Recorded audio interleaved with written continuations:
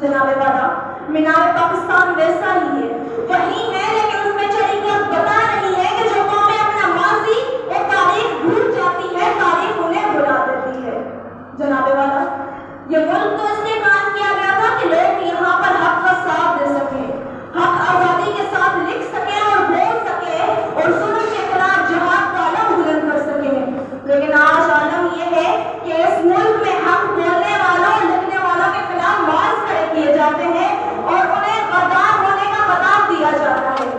اگر یہ تحقیر آزادی نہیں ہے تو کیا ہے؟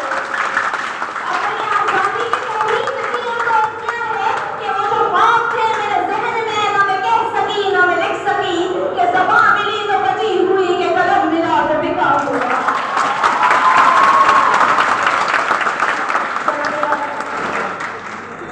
23 مارچ 1940 سے لے کر 14 اگست 1947 تک 7 سال کے ایک مختصر سے عرصے میں ہمارے آباء و اجداد نے دنیا کے نقشے پر اتنی بڑی اسلامی سلطنت کو بنا کر دکھا دیا،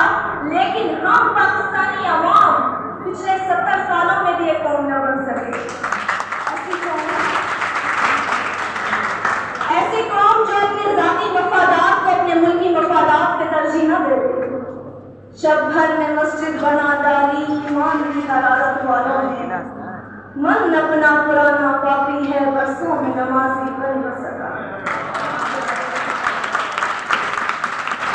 جناب سامعین، آج پاکستان کے سیاسی اور معاشی حالات ہمارے سامنے ہیں، ہر طرف مہنگائی کا راج ہے، پاکستان دیوالیہ ہونے والا ہے۔ اگر ہم پاکستانی عوام آج 75 سال بعد بھی اپنی اس روش کو نہیں بدلیں گے، اگر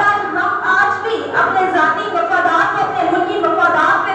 ترجیح دیں گے، اگر ایک پاؤ گوشت حاصل کرنے کے لیے اس قوم کا پورا عروج تباہ کر دیں گے، تو جناب والا اللہ نہ کرے میں وہ دن آتے ہوئے دیکھ رہی ہوں کہ پاکستان کا حال بھی سری لنکا جیسا ہو جائے گا، جہاں پاکستانی عوام سہولیات زندگی تو دور کی بات ضروریات زندگی کے لیے بھی ترسے گی۔ اس لیے جناب والا ابھی ہمیں خاموش تماشائی نہیں بننا بلکہ کچھ کا منہ کرنا ہے۔ ہمیں لوگوں کے ہاتھوں کی کٹوتیاں نہیں بننا بلکہ یہ ثابت کرنا ہے کہ ہم ایک باشعور، آزاد اور خود مختار قوم ہیں۔